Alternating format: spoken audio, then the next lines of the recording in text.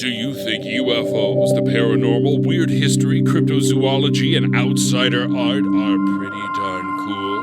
Then you're in the right place. Welcome to High Strangeness with your host, Steve Berg.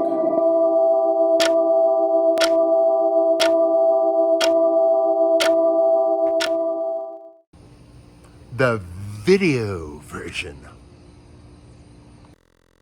Hey, welcome back to another episode of High Strangeness. Today I have my good buddy, my sister, Lucinda Morel, back on for a part 2. Lucinda, how are you doing, my dear friend? I am doing well. It's summertime.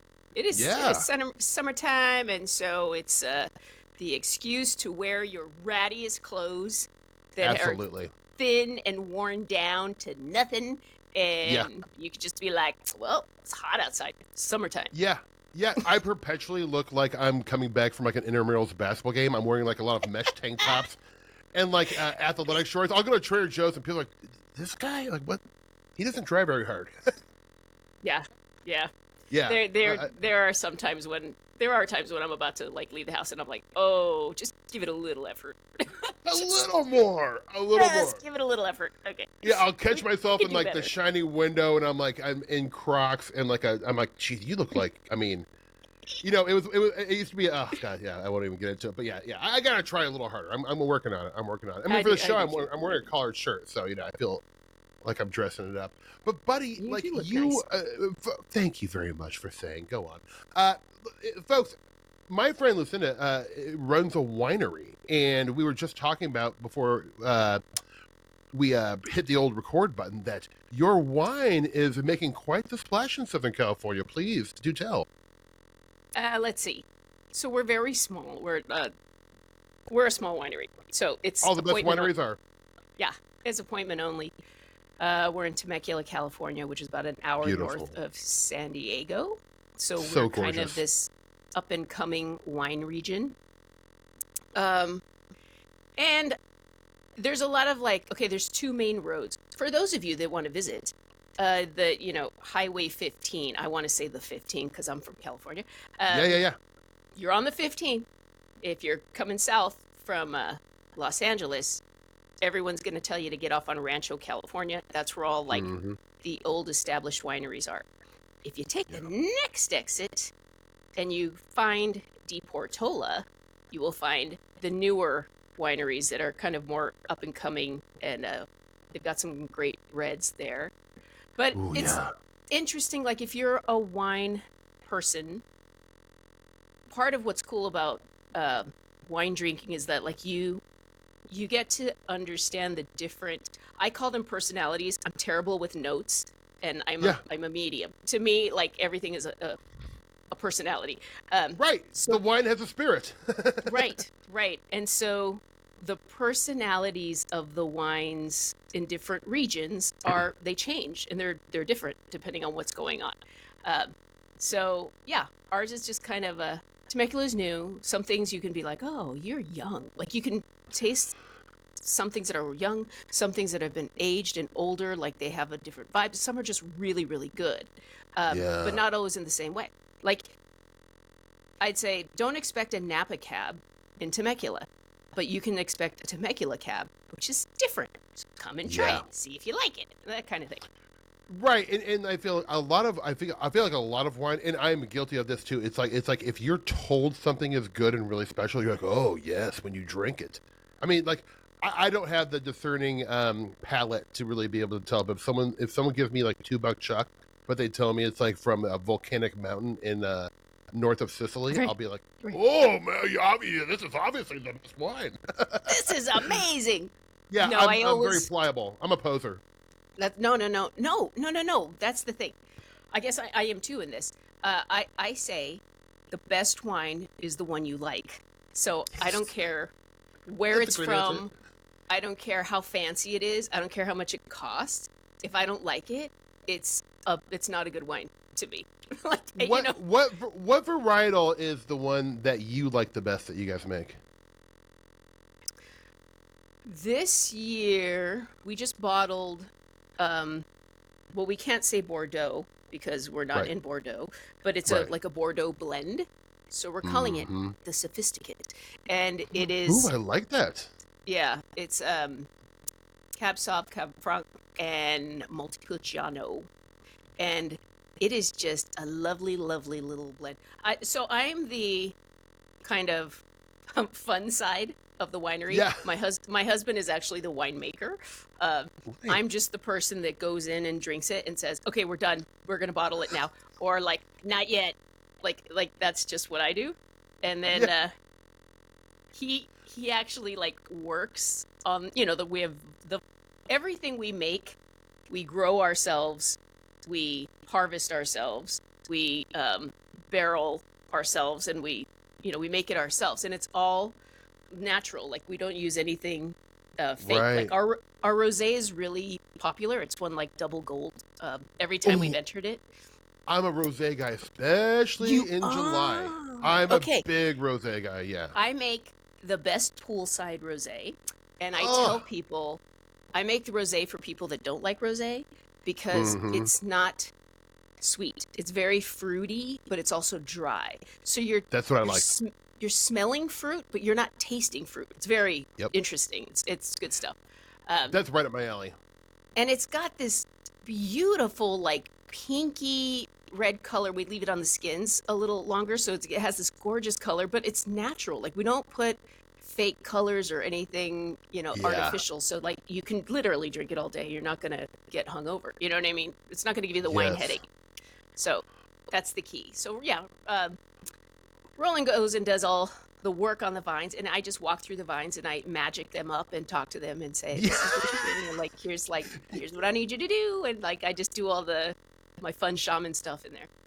But that's an important role in the process. I mean, like like you're sloughing off. Like I just go in and have some fun. Like no, you are imbuing these grapevines with all the magic properties that they need, that they require to be delicious. I am doing that. You're the royal taster as well. Yeah, my business card says Boss Mom. Boss Mom, that's great. And that is like, I mean, so your husband, like, that's some backbreaking labor, though. Like, it's not just like you throw a couple seeds in the ground and then, like, no, it's like, and there's a lot of science involved too, right? Well, that's why we're doing it now, because this like moving here and buying this property and doing this thing was kind of our COVID, our COVID exit from LA. Right. And we wanted to do this because we thought, let's do it. We have 3 boys. And so we're like, let's do it while the boys are teenagers. So I got one that's going to be 18 next week, and a 15-year-old and a 12-year-old. And so like, that's why. And then all of our friends from LA will come down for harvest because they think it's fun. We're like, okay. Yeah. So like everyone comes down. We meet here at like 4 or 5 in the morning. We have coffee and donuts or whatever pastry. We all go outside with our little headlamps and our hats and our clippers. Yes. And we just harvest all through the vines, and we talk and it's a lot of fun. And then I really need to come do this one day. I would love it. And then like slowly, like the sun is creeping up, and then like all the hot air balloons are creeping up because that's what they do too.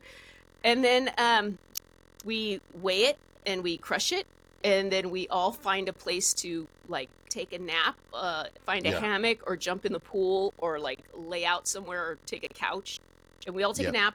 And then we all go to like one of the wineries for like a big lunch, and then everyone goes home. And you're like, you're done. I love a big lunch. It's like, you've got to especially have if you've the been big working lunch. hard. You got to be like, I'm not coming to do any kind of labor unless there's a big lunch promised. It's not just that. It's that when you work like that, you justify the big lunch, and then you're just sure like, do. Yeah, like it tastes That's when better. you get apps. Oh yeah, you bet. And you're getting the side of fries. You're not going. If you're not doing the work, you're like, I'll have a side salad with my club sandwich. No. No. You earned the fries. You're getting the truffle fries. You're just like, no, I'm getting the truffle, and I might get the sweet potato fries too. Cause come on now. Yeah. I can carb up. I burned them calories, homie. That's Oh right. God, I want to mention to the listeners right now, because I'm over 100 episodes, Lucinda. But like early on, you were when this was just a nothing podcast, and I don't think many people were listening to it. It You was never were nothing. so thank you. You were so nice to come on and really give one of my favorite episodes of all time because it was such. So I would like to mention to listeners, like, if you have not gone back and listened to some of the earlier episodes, Lucinda, I can't remember where she appears in the order, but like, I would really say it'd be great for you to go back and listen to the first episode because we get at a lot of like who Lucinda is, our relationships. I don't want to rehash too much stuff, but she also. I mean, there's so much good stuff in that episode. I actually re-listened to it recently. I love it. But you also talked about your first trip to Pine Ridge, which we are going to talk about a little bit later. And I would just say it's worth going to check out, folks, if you haven't listened to it yet. And then maybe I'll just repost it so people can hear it. But you have also been like, you're like quickly becoming like this sounds so dumb to say a rising star in like the UFO para weird world. Like. I know it's weird to say about like, well, no, you are. I mean, like, like you've been like, you get invited to a lot of these kind of prestigious events that like a schlub like me is not going to be invited to. Like, you've been to the Soul conference. Didn't you go? You've been to that twice now, right? Yeah, the Soul Foundation. What? I guess that's the fancy. That's that the is. one you're I mean, talking that's as fancy as it gets. Yeah, that's like that's the Wimbledon of UFO conferences, I would say. Yeah. Okay. What is? How does the Soul Foundation conference differ from like a MUFON conference per se? Ooh, that's a good question. Okay, so, and let me say, like, let me just clarify, like, it's not like I'm getting asked to go as a speaker or anything like that. I'm still. Yeah, but they're exclusive with who can come, I think. Yeah, or maybe I'm wrong about that. It's an invite. It has been now. I think for the first year it was invite only. It was very small, and it was I should say, okay. So the Soul Foundation, SOL, is a foundation that was put together by Gary Nolan, Dr. Gary Nolan, who is, I believe, the head of microbiology at Stanford University, and Peter Skafish, who covers like the humanities side. So you have the sciences and the humanities, and you have, and there's also like people in the background. I'll say that. Yeah. But they're the two faces of the Soul Foundation, and the purpose of it is to understand the UAP phenomenon from an academic kind of holistic approach. So they are pulling together people in like, the humanities. So like religion, philosophy, sociology, anthropology. Peter's an anthropologist. And then which I think like is the great. sciences. Yeah. I like think to that I say about time. I think a philosopher or a guy like Jeffrey Kripal has just as good a chance of carrying the ball further down the field than a astrophysicist. Yeah, Jeff Kripal, Paul Thigpen. Like, there's a lot of people in like, so religion. Diana Pasulka is heavily involved, and then like military. So you have Carl Nell, who's like kind of the most famous. Carl Nell has worked for like every aerospace company and like every 3-letter agency, and has been in the military and is like very high ranking, and he's the one that like shocked everybody because he came out and he was just like, yeah, UAP are real and we know that they exist and we've been interacting with them, and like, let's move on. So that's kind of that was the big kind of shocker. But and then you also have like AI people. You have Jacques Vallée, who aside from anything, like, he's kind of one of the inventors of this little thing we call the internet. Yeah. I mean, it's funny because like, we here all know him from his UFO contributions, which have been phenomenal, I think. But he's really his big. I mean, like, as a technological venture capitalist and a person who developed like helped develop the search engine and the internet, I'm like, not bad. So like if you took all the UFO, if you took all the woo out of any of the jock ballet, like he still has a stellar resume. Like the dude has cred, and a bunch of pockets. And so I find out it was, when was this? 2 years ago? 3 years ago? It must have been 23, 22 or 23. Okay. So the symposium, the first one, is going to happen at Stanford. And what we're talking about, this need for like having this holistic approach to the phenomenon, and like, let's stop, let's get it in big money areas where big money research can be done, right? It's the thing we've always wanted. And so one day in the summer before that first conference, whatever year it was, I can't remember, I'm working, and then like this email pops up, and it's something about like the Soul Foundation, and they're saying they're going to have like this first, their first ever symposium, and it's going to be at Stanford University. And I'm like, wow. Like I'm reading, and they're talking about what they want to do, and I'm like, this is the thing that we've been talking about. Like, this is the thing. And I'm looking at it, and then they say they want to take this like, holistic approach and all these, invite everyone to the table, in other words. And I was looking at the speaker list, and I noticed, like, my first question was like, where's Whitley? Right? Because all the names, and there's names you don't know, but they have like, they have a lot of like letters and dots after their name. So, they're fancy. Right. And that's Whitley Strieber for people who didn't put that together, just in case. Yeah. And so I'm thinking, like, where is the representation for experiencers? And so and typically when you want to have representation for experiencers, one of the first names that comes up is Whitley Strieber, which is, the author of Communion and a lot of other great books. But I was kind of, and I know that Whitley can be polarizing in some of those bigger academic circles, because Whitley's not afraid to say the weirdest things that happen, which if you're an experiencer, it is, the weird is part of the thing. And like, I think Whitley, I won't speak for Whitley, but I think he's just so tired of like having to explain that, like that he just like, he just goes out and says it, which, if you're a new foundation that's trying to like build this kind of like serious reputation, then I don't know, they're probably just like, like Whitley's probably the one that's just like, do we or don't we? Okay. But he wasn't on the list, and he's dear to me.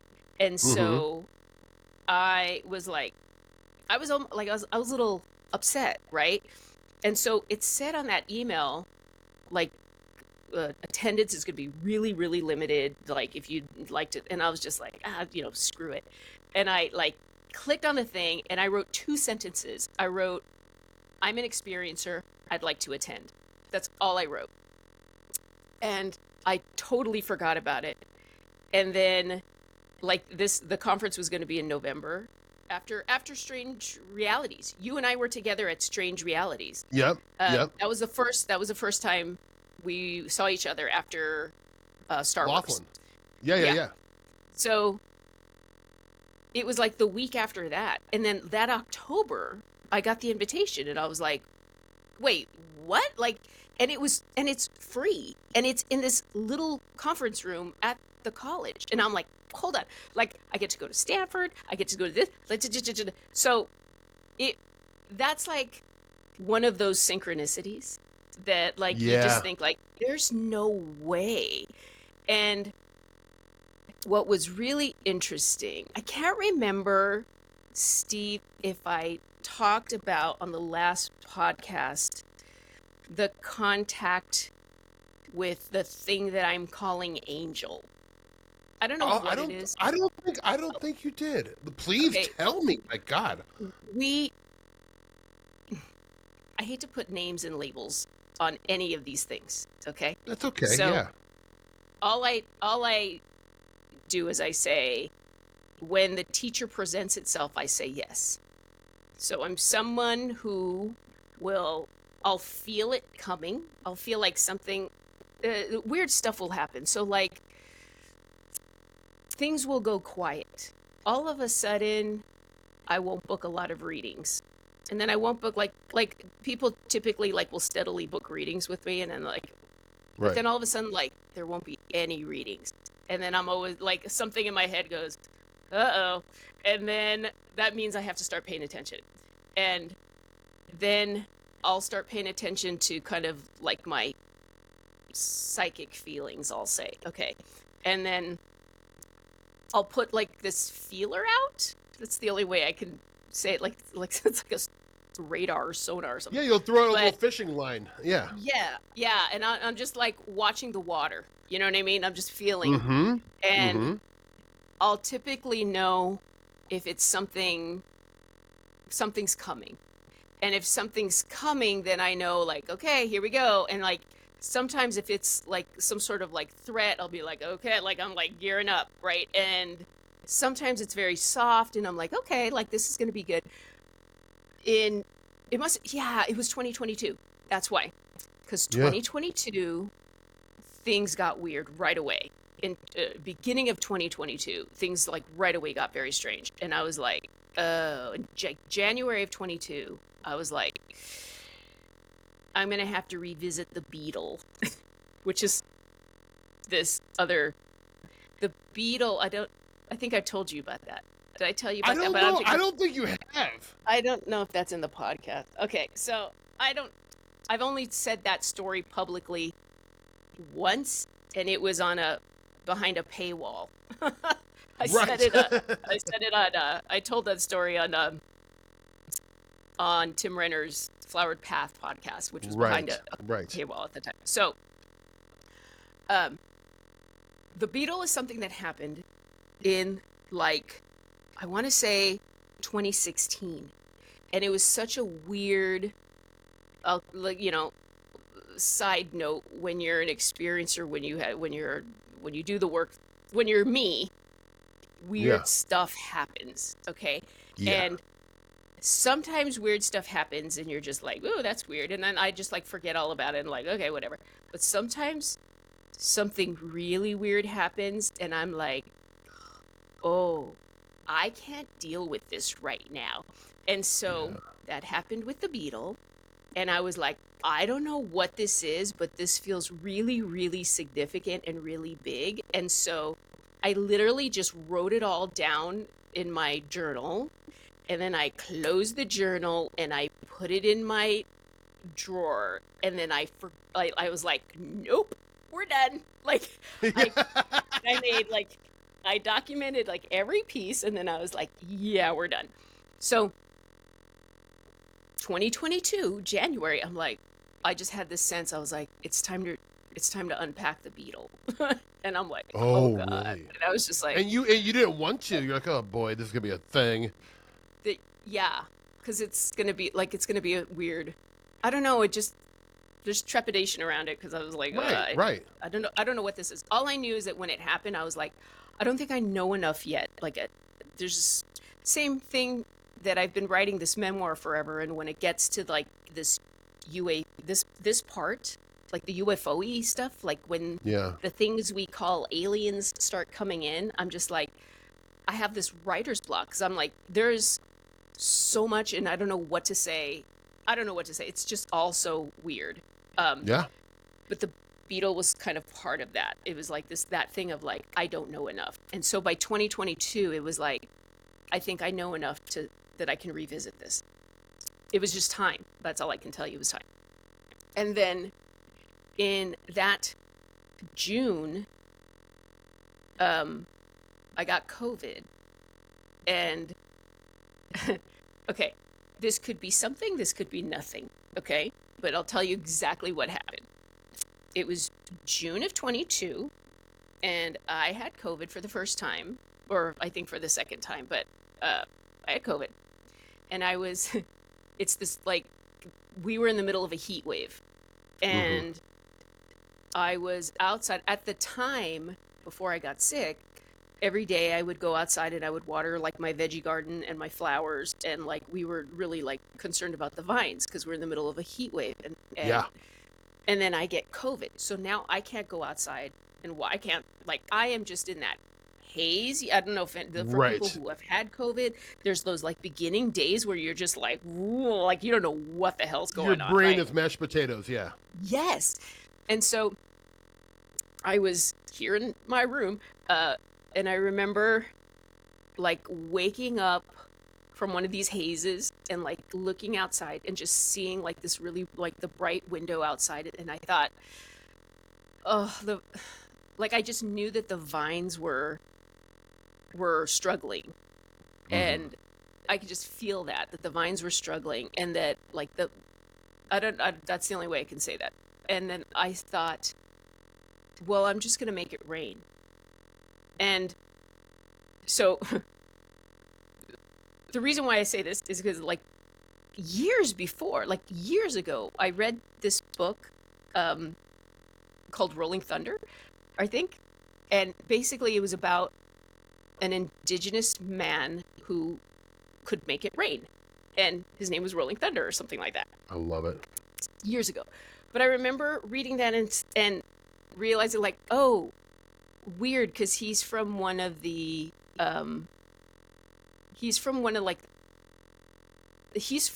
part of a region where I think our family might be from too. Like, I don't know my indigenous roots. And I know in Mexico, but I don't know where our Native American roots are. It's somewhere in the Southwest. But in that Right. map, like, he's from that area. And I was like, oh, like, we're from the same spot. And then I just thought, like, well, if he could do it, I could totally do it. But then I just totally forgot about it until I have COVID in 2022. And I see that, like, I can feel that my vines are struggling. And I'm like, I'm just going to make it rain. And so this is how it went down.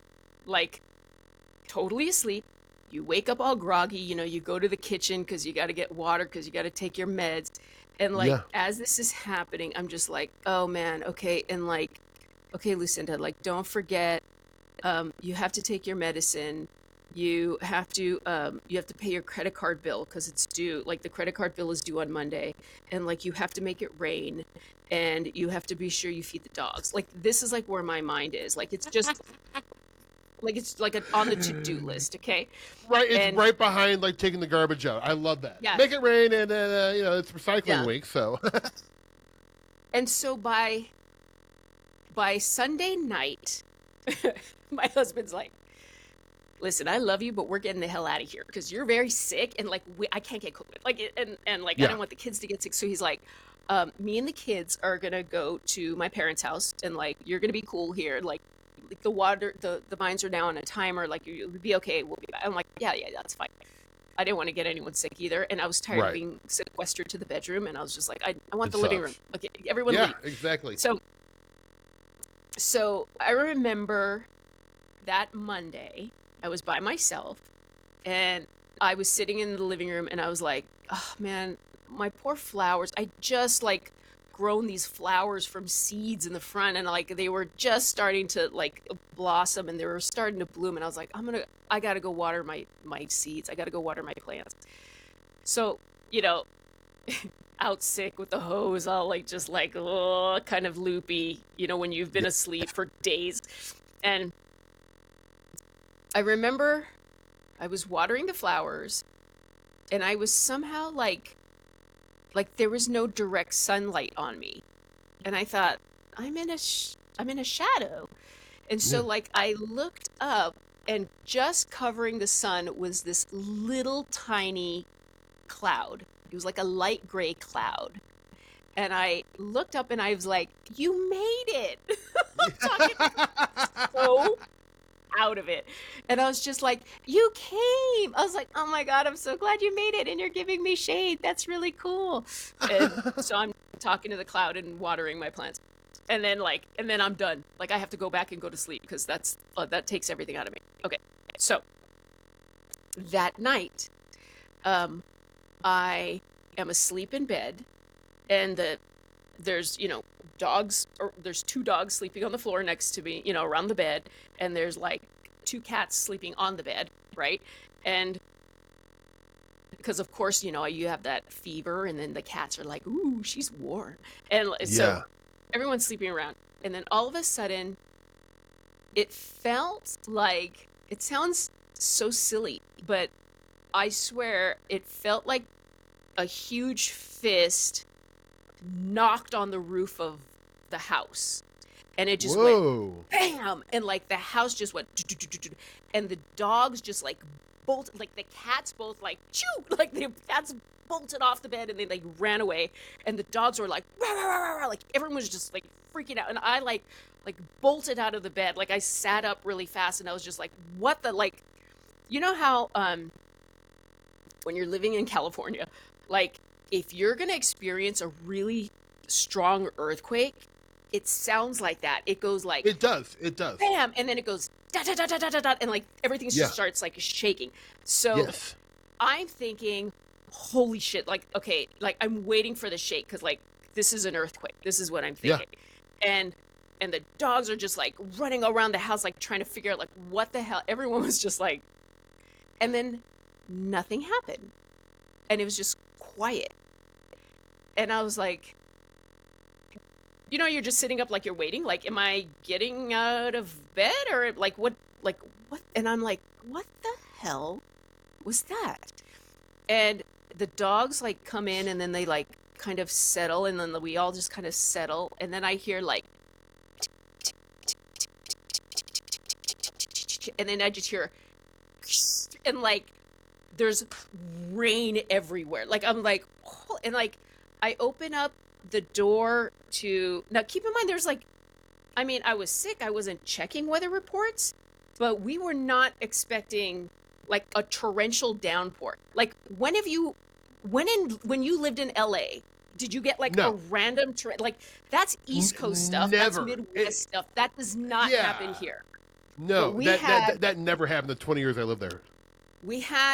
I opened the door because my bedroom opens to like the backyard, and like to the backyard. So I opened the door to the backyard, and I'm in like this little patio thing, and like a bolt of lightning comes crashing like right in front of my eyes, like where like it blinded me for a little while, and I was like, whoa, and then I was like, and it just goes like, it just poured like a Midwest storm.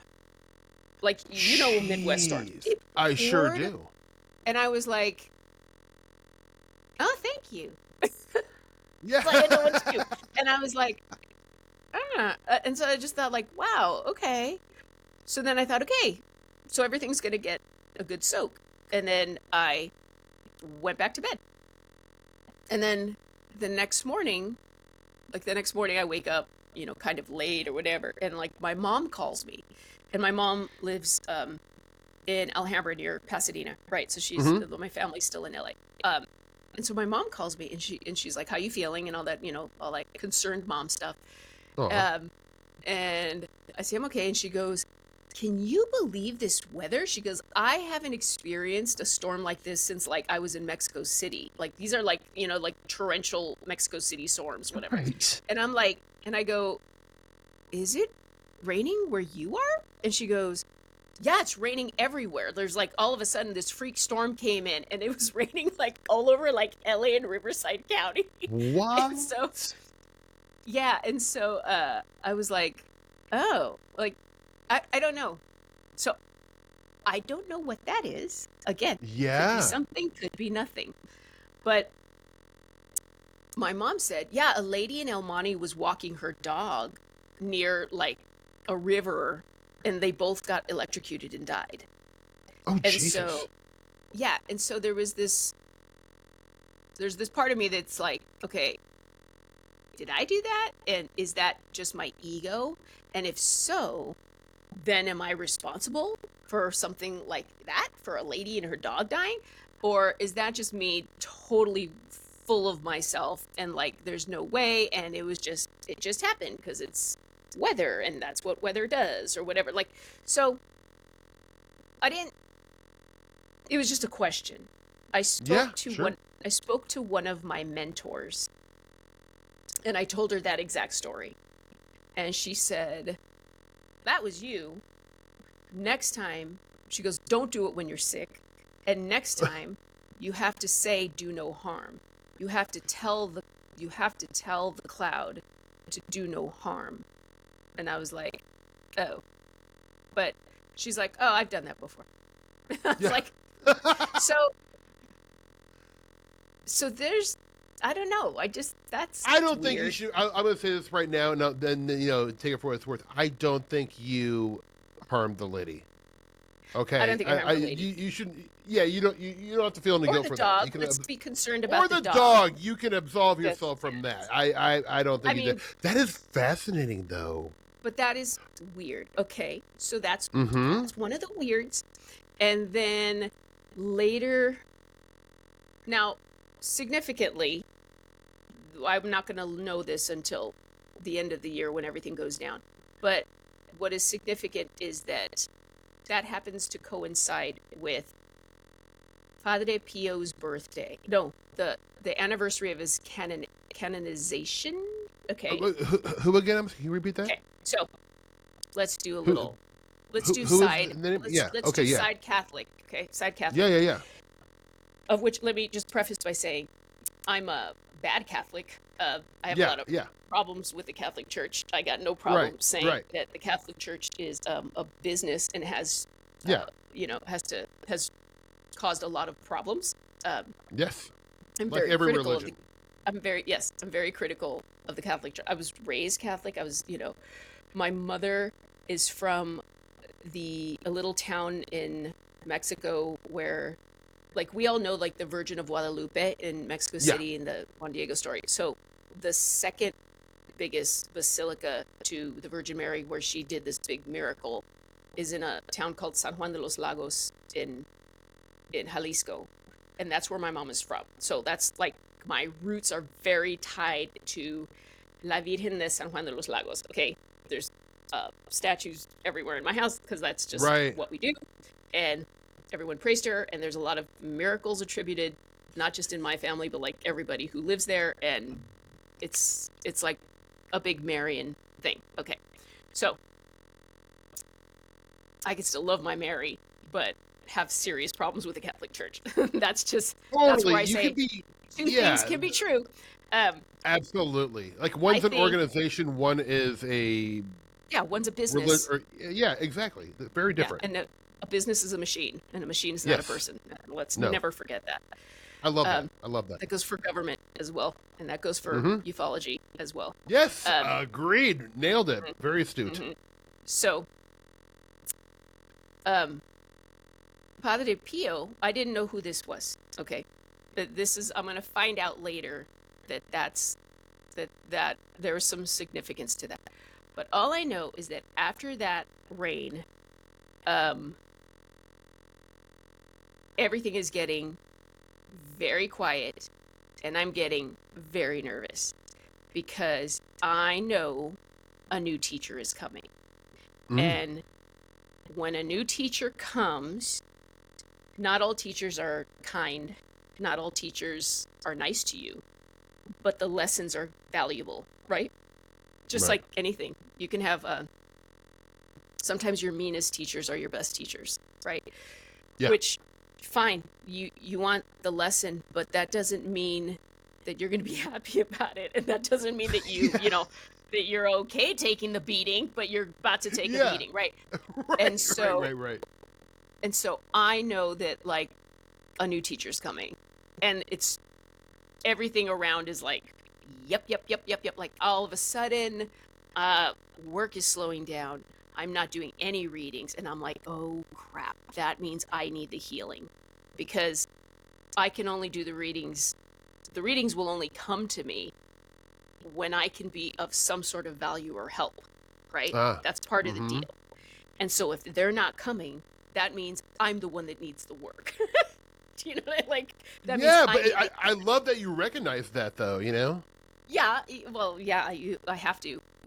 If I'm going to do this work, I have to. So I'm just like, oh my God. And I can feel, I don't even know how to describe this. I can feel the presence of it. And it's far, but it's already so powerful that I'm getting really nervous. And so by September, I am in this near panic attack. Okay, so think about this. You know something's coming. You know it's super powerful. You know you don't know what it wants, but you know you're going to get like a visitation. Yeah. And so you're super nervous. But you're not going to be able to interact with it or understand what is happening, or you're not going to be able to you're not going to be on your game unless you can neutralize your energy and like lock into that little pocket where you two can communicate, right? So it's this weird game of like panic attack and then like calming yourself down. So you have to, like, I have to maintain a very neutral energy so that I can stay in that perception, so I can be alert to what's going to happen. Like, is it coming? Like, so I have to be in that, you know, like I say, with the feelers out, like I need to be in that mode, but my body is like near panic attack. Okay. Yes. And so it is around this time, this like September, October, that I'm like, oh my God, I think this is an angel. Because, and I'm just going to call it angel, okay, because I don't know what the hell it is, but I'm going to call it angel. In the time in the past that I have encountered the thing we call angel, it is not woo-woo love and light. It is freaking terrifying, and they're really scary, and they can shape to something that's not scary if they want to, but that's not what they're going to do for me. And the thing is, they're so powerful that your body will twitch, like your body reacts. Your physical body can't handle the vibration of something that powerful. Right. It's the only time, like, that's why they scare me so much, because you're like, so if you look at all these like biblical encounters of angels, everybody talks about fits of ecstasy. Okay, that's really like a seizure, a fit, like a seizure, because your body can't, your physical body can't handle, and so like I'm trying to keep it away. But like what do you want? But tell me from there. Like that's like I'm like crouching, like you know, like kind of cowering of like, it's getting too close. And that's why I'm like, only something like an angel would give me this kind of reaction and this kind of panic and this kind of thing, like, because it's just a lot. It's a lot. Yeah. And so.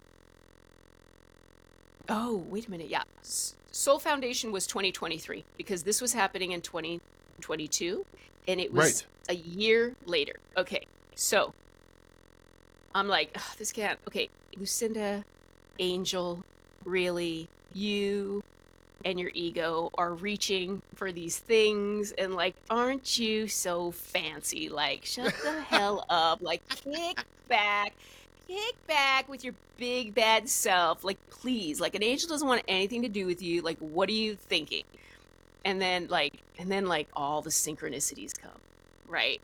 Like, angel this, angel that, blah blah blah, like, and then like finally I was thinking, no, this is not an angel. And then like my phone goes bing and it's a notification for Strange Familiars. I think it's you know, Tim Renner's podcast. So Tim's podcast comes up and it's a Strange Familiars notification and it just says angels. And I'm like, amazing. Oh, shit. This is like early December. And I'm like, okay. And Tim is interviewing Brother Richard. Okay, we love Brother Richard Hendricks. He's from Dublin. He's a Capuchin monk. Capuchin monk. Like I mean, does that, like, I'm not trying to be like disrespectful. Does that mean like monkey monk? Like Capuchin, like the monkey? No. like No. cappuccino. Okay. Like I cappuccino, don't. because these monks invented the cappuccino. You will be very Oh, happy I about did. that. I literally did. I had never heard that before. I thought you said Okay. capuchin. I was like, oh, it's like a monkey monk. I Yeah, like like that. I can get capuchin behind monkey. that. But I wonder if there's a. I think it's a region. I don't know. I don't It know. probably is. That's I'm not very smart. Yeah, let's be quiet and Google later so we don't look so Yeah. dumb. But Exactly. uh, but he's it's an order, like the Franciscan order, and then like there's the Capuchin order, and there's there's different orders of monks. And he's just, first of all, he's a comic book kid, and a sci-fi nerd turned monk, right? And so he's super smart, but he loves all things woo, and he's part of the Strange Familiars in the Discord community, and he's like you. He's like a super Fordian. But he's a super Fordian that has access to also all of those like kind of religious texts, those old religious texts, because he's a that's awesome. library guy, and he's just like, Right. oh, like you guys are like destined to be friends, Steve. I'm telling you. I'd He's just, love like, to meet this really, brother. Yeah. yeah. And so he's talking to Tim, and he always comes on the show, like he'll answer our questions, and like on the Discord he's always great about answering all like our craziest questions, and he'll like give resources and all this stuff. He's wonderful. But he goes into like the biblical history of angels, and he talks about like the different orders of angels from like what we know, because there's really not a lot of lore on, like text old lore on angels. But he talks about like the orders of angels, and he says, fits of ecstasy and how it affects your body, and how these things have always like terrifying, because what's the first thing an angel says when it meets anybody? When the angel appeared to Mary, when the angel appears to like anybody, it says, do not fear. Do not fear. Yeah, that's. Yeah. Don't be afraid. It's the first thing it says is don't be afraid. Why? Because they're terrifying. Okay. Right. And Can I ask you a quick question? Like, and this is, I very well may be wrong about this, but like, I've heard from people who understand religion and Catholicism better, but like, weren't biblical angels depicted as like giant floating things with like 1,000 eyeballs that Yes. actually like were Yes. visually very horrific, and then they kind of yes, rebranded angels to make them a little more like so the okay, little okay, cherub and stuff. So right. it's So funny. that is true. Okay. Yeah, yeah. I was just talking to our buddy Greg Bishop about this, and I said that every time I see those little cherubs, and those old Renaissance paintings of the little cherub that's supposed to be the angel, I always think of like children's laughter that you hear in the forest at night. Yeah. Like Yeah. that's not an angel to me. That's something No. else. That's Right. something, but that's something Right. else. Yeah. If anybody is going to MUFON Symposium in Cincinnati next week, Greg Bishop is going to do a lecture about art and woo. Oh yeah. And so that's Yeah. gonna be really good. I'm looking forward to that. Yeah. Anyway, And he's an art historian, so he's yes. yeah, he uses art. Super. I love his whole idea of the UFOs or a cosmic art project. I've been such a Yes. fan of that for a Yes. long time. Yeah, he's Yes, brilliant. we're having a lot of conversations about that. Okay, but the other thing I'll say is everyone thinks Halloween time is the big woo time. Okay. When the veil is thinnest and Halloween and all this Right. kind of, everyone says, okay, that's the wooiest woo time. That is not true for me. The wooiest woo time and the scariest woo time is Christmas time, because it is the time of the winter solstice and the wild hunt. And I always have the craziest things that happen around the winter solstice and or Christmas. Like that week is when like, oh, things are gonna get weird. Okay. Really? Yeah. God, that's great. So Christmas Eve of 22, we go to the desert, because that's where my in-laws live, and we go to like a 5 o'clock mass. And like if you go to like Catholic churches, like they always have like a little flyer, like a little bulletin, like in the front, whatever. So I go into this church, and I pull this bulletin and I open it, and like it's got this half-page ad that says Padre Pio testimony. And I have no idea who Padre Pio is, but I'm like, gotta go to that. I'm going to that. And it's like, Yeah. it said like January 10th of, 2023. Okay. So I'm like, okay, I gotta go to that. So I roll up the flyer and I put it in my purse, the little bulletin thing. I stick it in my purse. And we're leaving the church, mass is over, and like everyone gets up and we're all like exiting the pews, whatever. And my middle son, of course he would do this. He like pulls the flyer out of my purse and he like looks at it and then he just like puts it on the pew and he walks away. And I'm like, so we get in the car and I'm like, Alex, where's that flyer thing I had in my purse? And he was like, I just left it on the seat or whatever. I'm like, great. Okay. So Dude. I think, well, I guess that's not happening. Right. Cause okay. But that night, Christmas Eve night, this angel thing is in my head because I keep thinking, every time I think of angel, I see an angel, like, and it's Christmas time. So of course, right. But I'll just like, it's just like,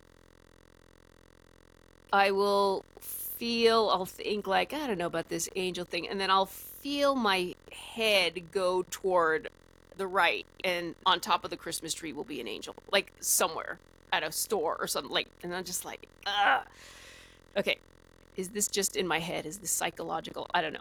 But that night I have a dream. Before I went to bed, Christmas Eve, I say, okay, angel. Oh, because one of the things that Brother Richard said is that everyone has a guardian angel. Your whole life, you're assigned a guardian angel. And then I was going to bed and I was thinking, man, I talk to so many different like guides and teachers and there's so many spirit things that I speak to and work with on a daily basis. I don't think I've ever even acknowledged a guardian angel if I have one, right? And so I was like, that's messed up, Lucinda. Like, dang, like this guardian angel has been taking care of you all this time. You don't do anything.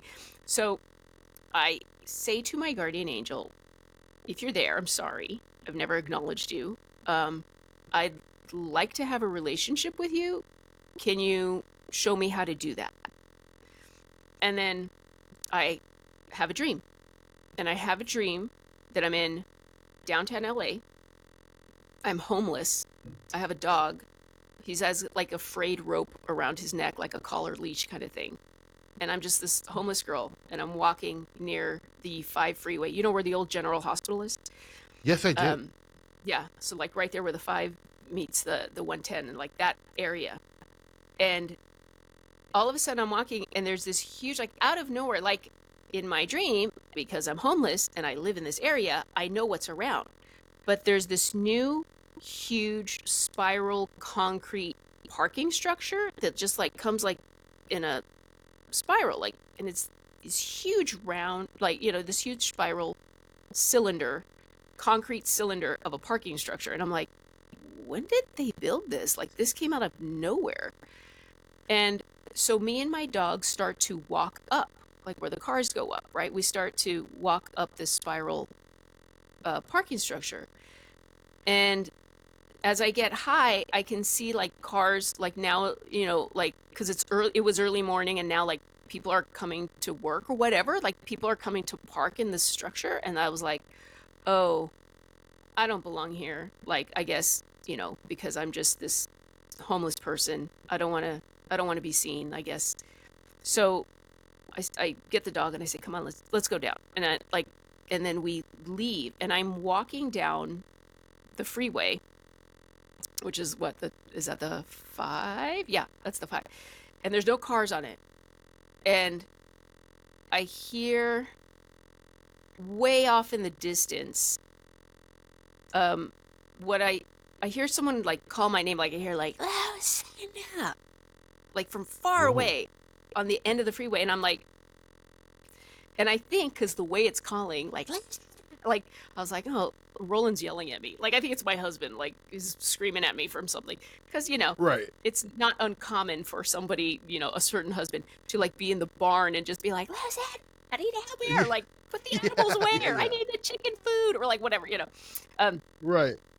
So I'm just thinking, like, oh, Roland's screaming for me. And I keep walking, which is weird because I'm homeless in this dream. So that, like, I'm not, why would I think Roland? But anyway, I keep walking and it's getting closer and it says, Lucinda. And then I realize, wait, that's not Roland because he's saying my name wrong. Because he was saying Lucinda. And I was like, oh, he doesn't know my name. And then finally it got close enough. And when I say close, I mean, like, it must have been like 2 miles away. Okay, like, so that's, and it says, Lucinda. And like, I could feel like a vibration of something like slammed through my body. And I fractaled, like I split into like, think pixels, but they were little honeycomb. Like, and I broke, like the sound wave, like shattered me, and it shattered me out of the dream. And I like sat up in my bed and I was like, whoa, like I could hear, like the sound was still in my ear when I woke up. And I was like, what? And then all of a sudden there was like this soft green light in the room. So it was the middle of the night, Christmas Day, like middle of the night, and there's green light all over. So imagine like you wake up from a dream like that like shoots you out of the dream. You bolt up. I was like really disoriented, and like the room was light green. Like the room was green. And I was like just what? Like what's happening? I was so disoriented. And as I was started to like wake up, and took me a minute, I was like, oh, then the night light is on. Like, those LED night lights that you can, you switch the thing and it has like red, blue, green, whatever. It has all the different colors. Okay. Yeah, they're neato. Okay. So there's one, we have this new bed frame, right? And it's like this bed frame right here. And it has on the bottom, it has that night light thing. It has a little remote thing, and it has like a night light that's under your bed. So the soft light comes from under the bed. Well, that's nice. It was off, and it was set to white. But for some reason, it was on in the room, and it was on green. And I was like, huh. And then I was like, oh, it's the night light. And then like, boom, it went off. Like as soon as I thought like, oh, it's the night light. And then it like went off. And so I was like, what was that? And what I realized was that, because this has happened before, the last time I had an angel encounter, is that it communicates with words inside of words. Mm-hmm. Okay? And I don't know if this happens to anybody else or what. The way it communicates to me is words inside words. So I had asked, how can we have a relationship? And it said, Lou, ascend. And I was climbing up this concrete thing, and I stopped because I didn't feel worthy. And I went down, and it was mad at me that I didn't keep going up. Finish the journey. So weird things happen. I'll fast forward. After that dream, I decide I'm going to go to this Padre Pio thing. Who's this Padre Pio guy? Okay, Padre Pio was, ready? A Capuchin monk who is now a saint, but he was a mystic, and he had the gift of bilocation. This is the monk. He had the stigmata, and he had Marian apparitions and he was miracles everywhere. This is the guy that when General Twining is flying, or the pilots are flying, this is a famous UFO story kind of thing. He's flying over because they're going to bomb in Italy, and they see a little monk in the sky, and all the pilots are terrified to bomb this part of Italy. That's where he's from. And he told them, I will not let them bomb here. And people saw this little tiny monk in the sky from their airplanes, and he was like, turn around, you can't be here. And everyone was like, I've never heard of that. That's incredible. the story gets back to the general, who's General Twining, which we know from some other UFO-y things. Sure, the Twining memo. Yeah. Yes. Okay. General Twining is he's now touring. He's like, why won't my pilots come down here? Like, what the hell? And they all say they see this monk. Okay. So years later, Twining is in Italy and he meets Padre Pio and he is like, wait, he's like, this is the monk. Like he has this thought of like, this is the monk. And Padre Pio goes, I remember you from the airplane, or says something like that. Like Padre Pio like validates that whole thing. And like General Twining instantly converts to Catholicism after that. No way. Yeah. That is a fantastic story. So I meet, all I know is that I don't know about this Padre Pio guy, but I know I have to go. Okay. So on the day of, and I have the whole thing of like, okay, I tell Roland on this day, like, I think it's January 10th. On January 10th, I need to go to the desert. So I need to go to, I think it's in Rancho Mirage. And I say, you pick up the kids from school because I got to leave early to get there on time because I got to be there at 5. And like, you know, the whole, whatever, parent-spouse thing. I will say this too. I'm sorry to interrupt, but like Rancho Mirage is right. That's like contactee ground zero from the 1950s. And like that's where the Integratron is, Giant Rock. I mean, like that whole desert area. That's one of the big birthplaces of, you know, 20th century ufology. Yeah, probably. Not that that has anything to do with your thing. I just thought it'd be. Well, maybe it does. You know, okay, who knows? Germane to the. Well, yeah. Yeah. So, I go to this. Now I plan to go to this church, and it just so happens, again, pouring rain that day. Pouring rain, like where the roads are washed out. So the back road to the desert is like supposedly washed out, okay? And my mom is like, I told my mom, well, I was going to go to the desert to go to this, I was going to go to something in the desert. And she was like, don't go, it's raining. You know, like just all paranoid. And then Roland says, I need you to pick up the kids because I have the Jeep and we live off a dirt road. And so I needed to I was the only one that could leave the property and come back and forth in my Jeep because the roads were that muddy and washed out. And I had to go pick up the kids from school. So I'm like, I guess I'm not going to this mass thing. Like, I don't know. And I'm sitting at dinner with the kids. And I'm like, all I know is that like, I gotta go to this thing. I have to be at this thing. And I'm like, guys, to my little kids, I'm like, do you think I should go?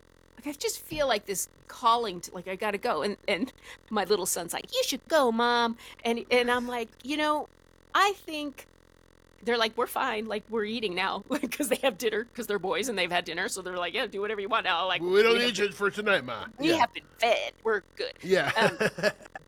So I said, I think I'm supposed to learn about this saint. And I'm like, if I'm going to learn about a saint, shouldn't I be protected on the journey to the saint? I think I just need to be brave about this. Like, I think this might be a test. Like, I think I should just be brave. And then, like, of course, my youngest is like, yeah, Mom, you should go. You know, like, I'm like, okay, I think I'm going to go. And so, like, I grabbed my scarf, which is the scarf I use to do healings for my healing work. I grabbed my healing scarf and I got in the Jeep and like, of course, rain before me, rain after me, dry my whole drive out there. I get out there without a problem. Okay. And it's a testimonial of a man who is now like in his 70s. But his story is that he went to, he had inoperable, incurable brain tumor when he was 3 years old. He was at like UCLA and UCLA Medical Center, and they're like, we can't, this is not treatable. Your son is going to die. Right. His parents take him to Petrolcina to see Padre Pio. Women can't go into the monastery, very strict rules. So dad has to take the little boy into the monastery. Padre Pio lays hands on him and says, I'm going to come to Mass at 5 o'clock tomorrow morning. I'm going to dedicate the Mass to your son. The next morning at 5 o'clock in the morning, Padre Pio in the Mass offers his life in exchange for this little boy. Whoa. And, yeah. And the church, everyone prays for the little boy. He goes home. There's zero sign of cancer. He's completely healed. Okay. Not only that, but that Christmas, the boy's mom gets a card from Padre Pio with a photograph. And he says, I'm sorry that women aren't allowed in the monastery. I want you to have this. And it's a photograph of, I can show it to you. It's a photograph of Padre Pio and the dad and the little boy holding the son in the monastery, and Padre Pio's blessing the little boy. And he's wearing his monk's robes, right? And he's wearing his little scarf. Right. And the funny thing is that no cameras were allowed in the monastery. No one knows who took the photo. No one knows where the photo came from. Like, they said you can't have a camera in the monastery. So no one knows where the picture came from. She has the picture. I have a copy of the picture. And when Padre Pio died, that scarf was left to the little boy. So this little boy is now a man in his 70s, and that scarf has miraculously healed a bunch of people. So it's a saint relic, okay? And so he's talking and he tells his thing, and then now we're all gonna, if we want to, take turns, and the shawl's gonna be put on us, and we're gonna get a blessing from the priest. And so I'm just like, okay, this is why I'm here. I was like, wow, okay. But then he says, he's done. Everyone's clapping, and he goes, actually, he says, Padre Pio, I feel I need to say this. And he said, Padre Pio always said, move forward with courage. And as long as you have courage, you'll be okay. Like, pray, hope, and don't worry are his famous quotes. But also, like, always have courage in your heart, right? Stay humble, have courage. And I was like, oh, I had courage to get out here in the rain. So I was like, I guess that's the message for me, right? And then clap, clap, clap. He's walking off the stage. He comes right back to the podium and he says, I have to say one more thing. And he stops and he says, I have to say one more thing. He says, Padre Pio always wants me to tell you to have a good relationship with your guardian angel, because your guardian angel will be your connection to Padre Pio.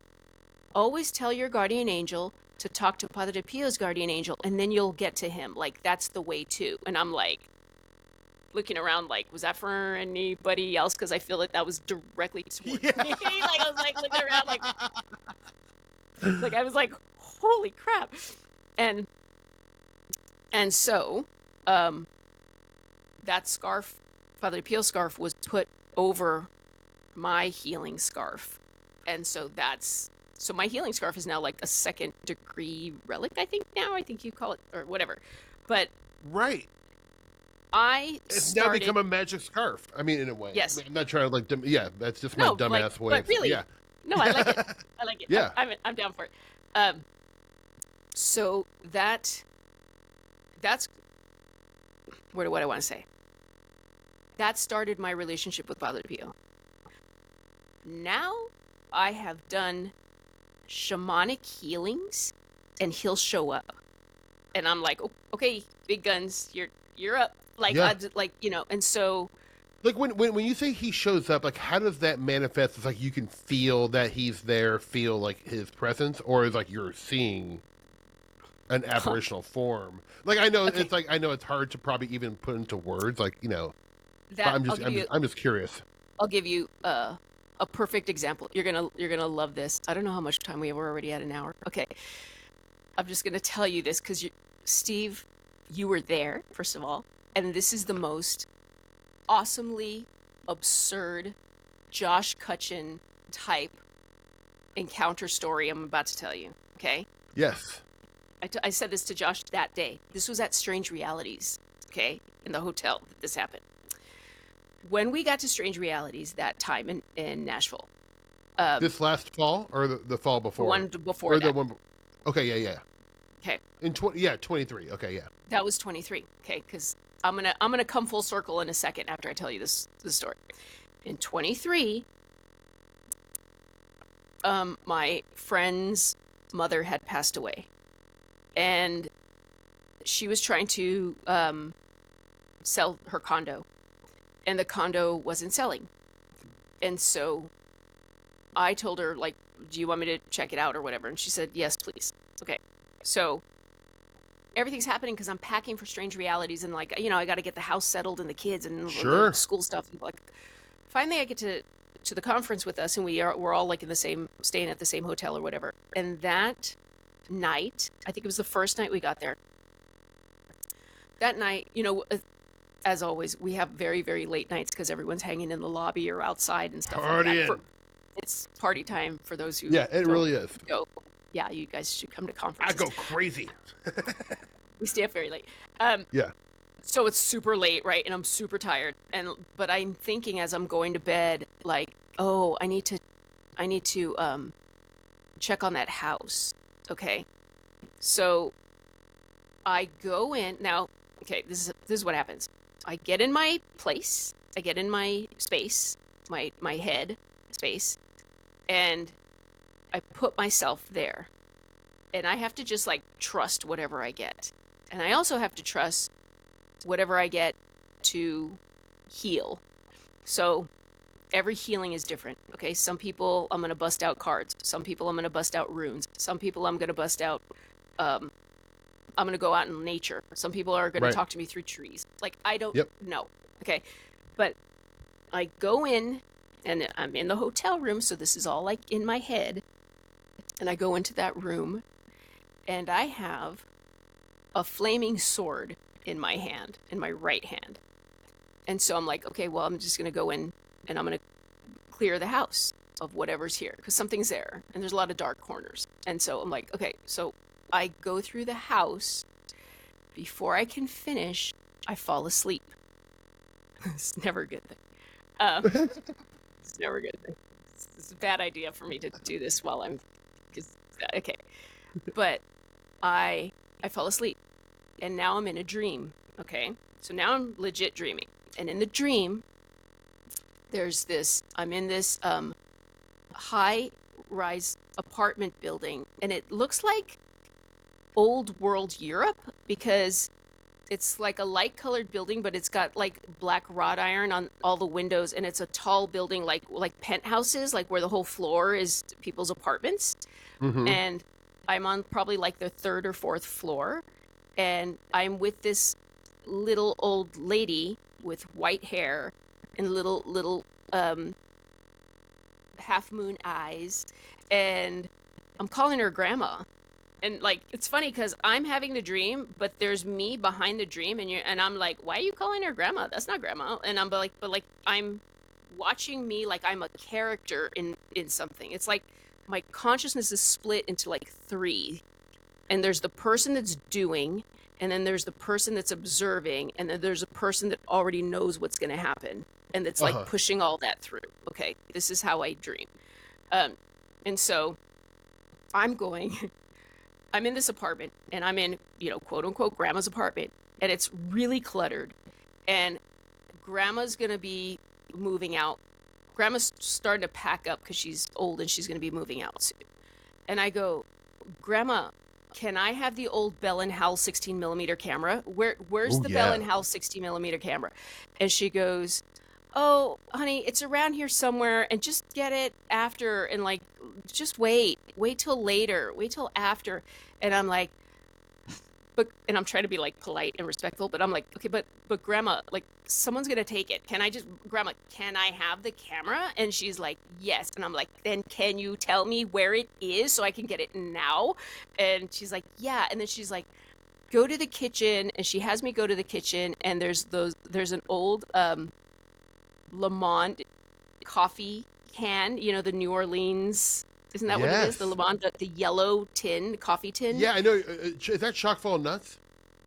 No, it should have coffee. Oh, no, I know what you're talking about. Coffee. Yes, I know what you're talking about now, yeah. Famous Old school can. New Orleans. Okay, yeah. It's a coffee tin.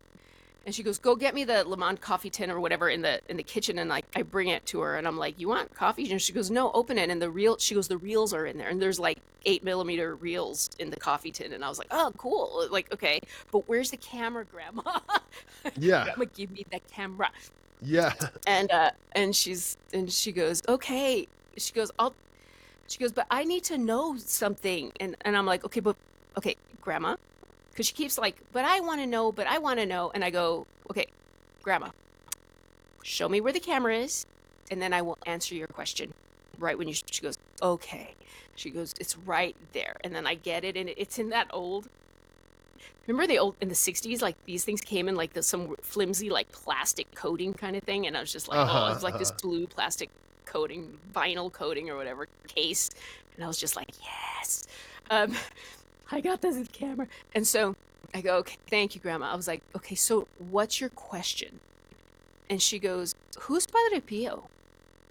And like, I go, "Oh my God." And then all of a sudden, my heart just sinks. And I go, and like, me in the dream doesn't realize, but me behind the dream who's observing, like, I just get totally choked up because I'm like, Right. oh my God, I didn't realize what this was.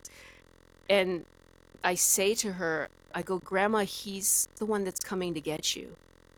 And she goes, "Okay." And I go to the window, and I'm on a 3rd-story window, okay? And I go out to the little railing. You know, they have little tiny balcony. It's just like the little 4-inch balcony. And I tap on the top of the wrought iron, and I said, "Come here." And the little old lady jumps in a the most cartoony, freakish way. She jumps to the top of the balcony, and then before I could say anything else, she clears across the road to the building, the other building, across the alleyway or that road or whatever. And then she clears to a building on the left, which is a church. And she goes all the way to the top of the church. There's this tall, like, it almost looks like a flagpole, but I guess it's not going to be a flagpole. But it looked like the steeple, like the Sure. roof of the church has this thing coming out that looks. She's on top of that, and she's like, "Ah!" And she like loses her. I can see her losing her balance. She's like, "Ah!" And she falls. And so now she's falling like where her body's gonna land in front of the church. Oh my front of this like big God. basilica, and she's gonna plant. And she's falling in this cartoony, comical way, like, "Ah!" Little old lady falling from the top of the church. And What? from the front wall of the church, like a drawer pops out, like a cartoon. A drawer pops out, but it's not a drawer. It's a Murphy bed. And in full... Sorry to laugh. I'm sorry. I did not see that coming. No. It's like Murphy bed drawer pops out from the front facade of the church, and in blue and white striped Fred Mertz pajamas with a little hat and the little pajama dress like that Fred Mertz used to wear in I Love Lucy. You know what I'm talking about? Okay. Fred Mertz pajamas in the bed is Padre Pio. And he gets up, he sits up, and he sees her, and he catches her, and the bed slams into the church, and they're gone. And I wake up. Whoa. I have the best imagination if this is not real. And I wake up laughing and crying at the same time.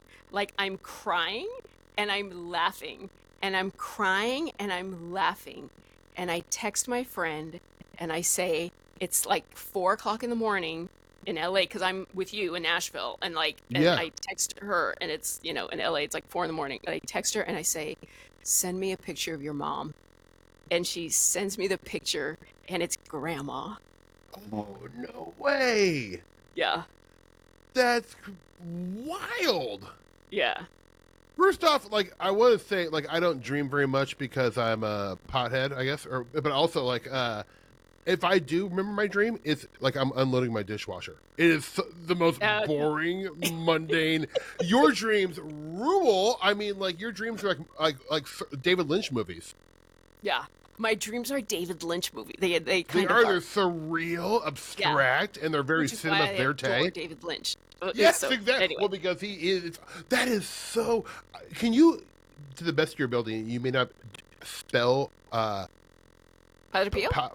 Okay. Yeah. Padre, as in father, Padre. Okay. And then Pio. I am going to look up this rascal because he sounds very fascinating. Write down General Twining and check. Yeah. You could read that story. Yep. Oh my God. Okay, there's so much to unpack here, but I mean, like in interest of time, I'm just gonna like let it lie. Lucinda, you are a fascinating person. They really broke the mold with you. I promised you the tie-in. The tie-in is this. I fly into San Jose Airport to go to the Soul Foundation that first time at Stanford. Yeah. And I walk out of the airport to go to the rental car. And where's the rental car? In a concrete spiral parking lot. Shut up. Yeah. I'm like literally like walking to the car rental place, and I turn to my left, and it's the structure from my dream with the angel. And I was like, holy crap, I'm pretty sure the angel sent me this connection to the Soul Foundation and this work and like all that stuff. And that's where you said, how do I get there? I'm pretty sure that's how I got there. I'll be honest. I would not have predicted that in a million years. Yeah.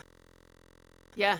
That is so, like, when I say, wild. Like, it is so random that I would be picked to just be someone to go there. Like, I was at the Soul Foundation, and I was sitting behind Jacques Vallée and his wife, and I took a picture with Russell Targ and Hal Puthoff and call it my SRI dream come true. And everyone was in that room.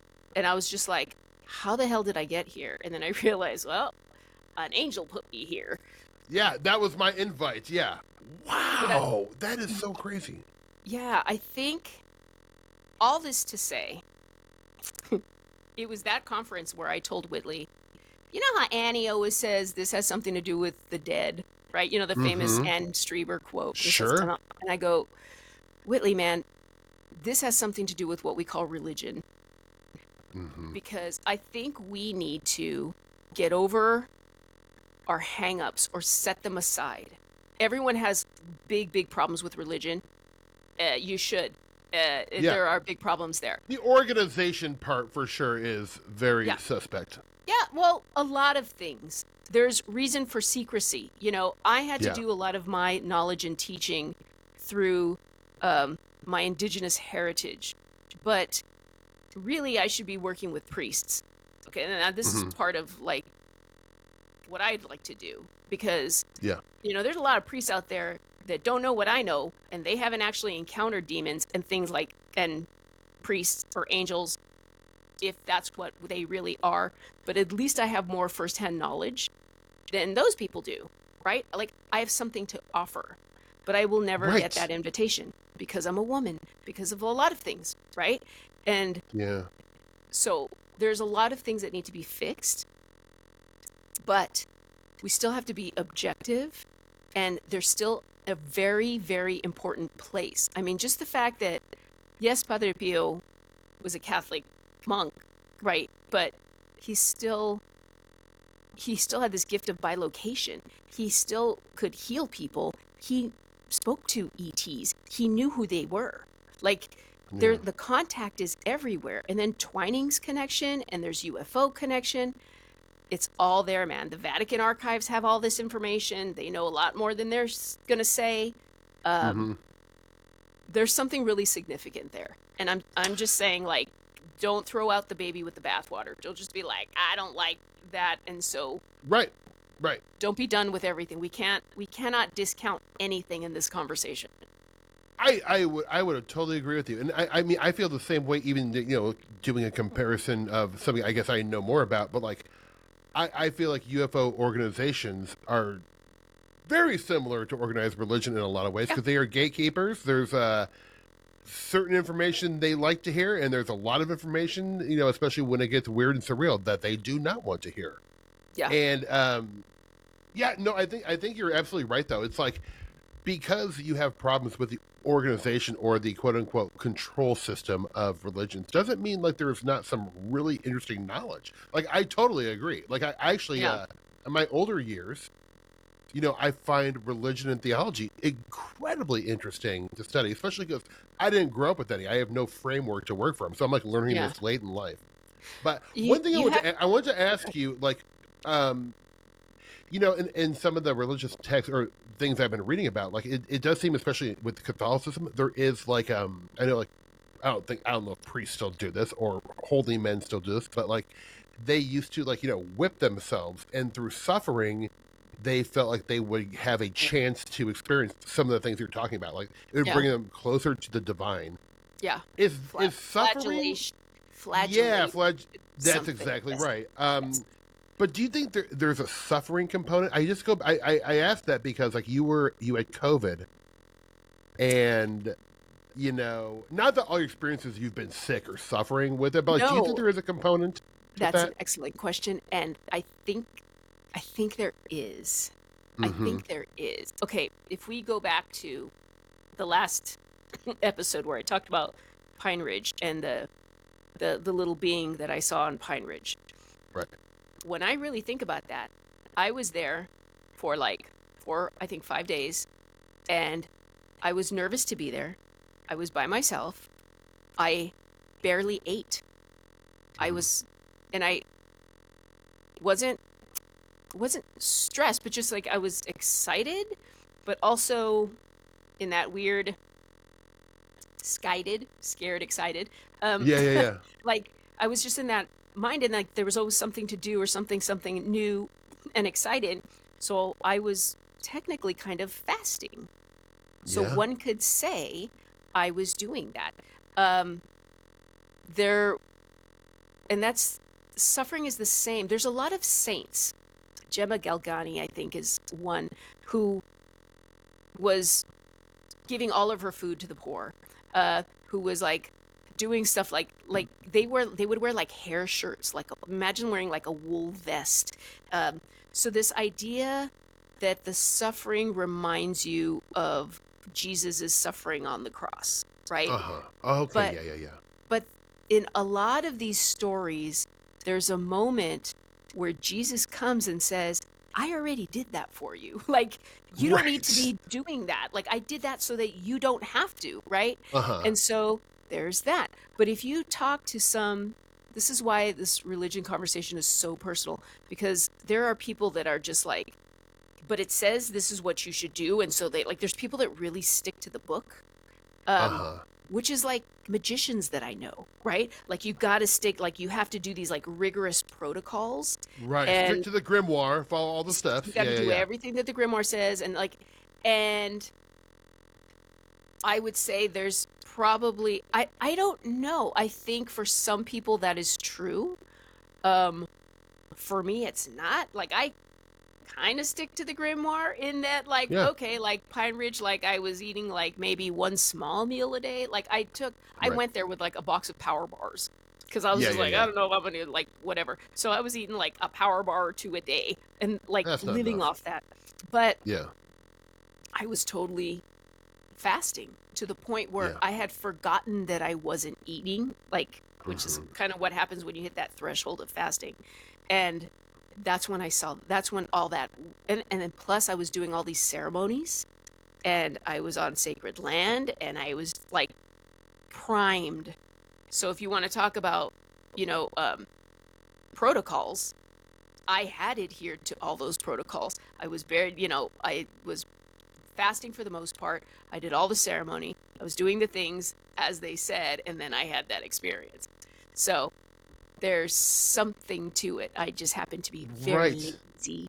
I'm lazy. Right. Well, it does seem though that, like, a lot, there are, well, I'm not trying to lump all religions in together that they're a one size fits all thing, but there are similarities between all the religions, and like in terms of like touching the divine or experiencing the Yeah. divine, or Yeah. So I mean, God, maybe there's just some to Which it, is which is the same as the people who want to see the orbs, who want to call in the orbs, who want to. Right. This is CE5 all over Yeah. again. There's no like CE5 protocols are these same protocols. Like we are just repeating the same story and giving it a different name. Yes, yes, yes, yes. Through culture and evolution and time Yes. period, and yeah, and that is one of the things that does feel undeniable to to me, is that, like, the 20th century, it was aliens from another planet, and now it feels like a lot of people have moved beyond that. And that's not discounting. That could be what the phenomenon of UFOs is. I'm not saying it's not. We went from However, we went from angels to aliens to orbs to now AI. That's where we are. yeah, yeah. Ugh, where we God, are. gross. Gross. I don't like this current incarnation, Lucinda. Can we just get through this one fast and be over with I it? know. I know. Well, I'll tell you what. I had a lot of questions but this went in a direction I didn't anticipate, and guess As what? always. As always, though. But I love that. That's a sign of a great show, in my opinion. Would you please come back on, and so we can just dedicate a whole episode to your return to Pine Ridge? I know we have to talk about Pine Ridge. Yes. We do, but I don't want to try to squeeze it in a 5-minute story, because I know it's not that. Well, I've heard a little bit about it on Renner's show, and it's a fascinating return. Yeah, and it's very interesting, and there have been some new developments. It Ooh. continues. That Beautiful. I literally just talked to my friend like 2 days ago, and it's very active, and there's big sightings. And so, Oh, yes. Well, we love that. We love that. Well, folks, I'll tell you what. So I'm off the air. I'm going to reschedule it, Lucinda, and get it back on very soon, so we can go. So we can do the Return to Pine Ridge tale, because I know a little bit about it, and it is great. And I'm glad I only know a little, because I'll be excited to hear the whole thing out of your mouth. But, friend, it is always so good to talk to you and catch up. And this is, you always have new wonderful stuff. It's like I feel like I know you very well, and then I'm like, oh my God, I didn't know any of this. This is so great. You are a lifetime experiencer. Oh, but you know what? It's so valuable for someone like me who, loves this stuff. But I learn most from people like you. So thank you so much for your time and your willingness to share this stuff. My God. I love ya. Yeah. Oh, I love you too, sister. We don't have strange realities anymore to hang out. What's going to be our next sucks. hangout? I don't know, but let's make it soon. Hopefully before the year's out. I'll definitely probably be in Southern California a couple times before the year's out. So hopefully I can carve out an extra day. I'd love to come see the winery in. Come out. Greg came out. I had a Greg Bishop visit. A Greg Bishop sighting at the ranch. Yeah, so, that's rad. He's the best. Next time you're out, you guys can both come. Yeah, for sure. That would be so good. I'm just saying. Come on down. We'll go. We'll get some wine. Yeah, we'll get that big lunch, even if we don't deserve it. Well, no, you deserve it. For the I'm drive, all for a big lunch. The drive in the traffic, you deserve it. See? Yes, true. Always a reason. True. I always find a reason for a big lunch. My friend, can you please tell the listeners where they can find more of you? And before you do that, I just want to say, folks, please, if you haven't already, go back and listen to Prep Yourself for the next Lucinda episode by listening to, and I will link it in the show notes. The first episode we did, which was probably like a year and a half ago, but it is such an amazing episode. Really one of my favorites. So I will link that so you can catch up with the story. So when we do part 2, you'll have a reference point. But please, Lucinda, tell the listeners where they can find more of your wonderful self. Let's see. You can go to lucindamorel.com, which is my website, which is like new and still kind of in progress. But yeah, you can find me there. I think you could do that, and then any kind of social media, just look me up. I'm around. Yeah, yep. She will be around, and I will say, if you have questions, you can I'm not trying to give you more work. But Lucinda is a very approachable, sweetheart of a person, if you couldn't tell it already. So if you do have questions, and if you have experienced anything and are just baffled and confused, I think Lucinda is a good person to talk to. One, she's a wonderful person and a sweetheart first, but she's also been there, done that, and has the bona fides to show it. So, my friend, always so great to talk to you. Please do me a huge favor and have a wonderful dinner tonight. Can you do that? Can you do that for me? Tonight, the friends are coming over, and we're doing the Bordeaux night because Roland just got back from Bordeaux, and so we're gonna have wine, and we're gonna have escargot, and we're gonna have foie gras, and like a lot of very. We're gonna have cheese and bread and wine, and it's gonna be. Oh God! It's gonna be kind of a bit of a feast. So yes. Yeah, a feast of decadence. That sounds amazing. I'll be having some kind of like a makeshift weird burrito right now because my wife's out of town. Eating. No, I mean, like, look, I'll try to place it with you. Single man burritos. You know what I made the other day? Have tacos de papa con chorizo, like dorados. Oh, like you just mash up, get like a russet potato. You're in the Midwest. Yeah. Okay, and I got one. Boil that up with some salt and then like mash it up and then make some chorizo. And then you mix them together and then you kind of like put a little oil on your corn tortilla and then like make a little taco and then like fry it and it gets like dear God. Dorado. It's like a little fried taco with potato and chorizo. It's so good. I'm dying right now. Oh my God. My stomach is angry at me. Yeah, you're gonna need like like a little salsa or something. You're gonna need a dip. Yeah. Dip it in a little chili or I something. got plenty of salsas and hot sauces. Oh, I never leave home without them. Okay, buddy, this has been so much fun. Friends, thank you so much for listening to another episode of Highest Strangest. You too, enjoy your dinners tonight. Peace. Bye, everybody. Bye bye. Farewell to you.